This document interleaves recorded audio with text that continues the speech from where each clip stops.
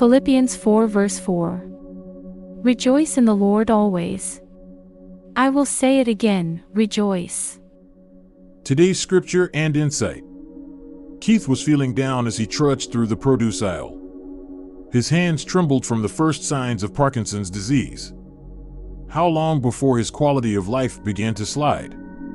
What would this mean for his wife and children? Keith's gloom was shattered by laughter. Over by the potatoes, a man pushed a giggling boy in a wheelchair. The man leaned over and whispered to his son, who couldn't stop grinning.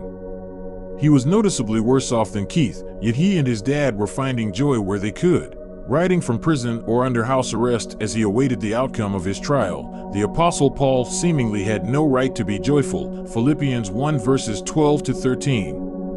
The emperor was Nero, a wicked man who had a growing reputation for violence and cruelty, so Paul had reason to be concerned. He also knew there were preachers who were taking advantage of his absence to gain glory for themselves. They thought they could stir up trouble for the apostle while he was imprisoned, v. 17. Yet Paul chose to rejoice, verses 18 to 21, and he told the Philippians to follow his example, rejoice in the Lord always. I will say it again, rejoice.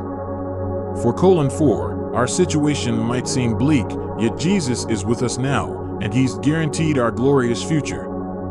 Christ, who walked out of his tomb, will return to raise his followers to live with him. As we begin this new year, may we rejoice. Reflection. What personal suffering or injustice causes you to languish in your sorrow? How might the truth of Jesus bring you joy? Prayer. Father, please raise my eyes above my circumstances. I look to you alone for joy. Motivational quote.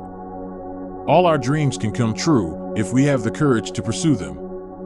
Walt Disney. Short history happens.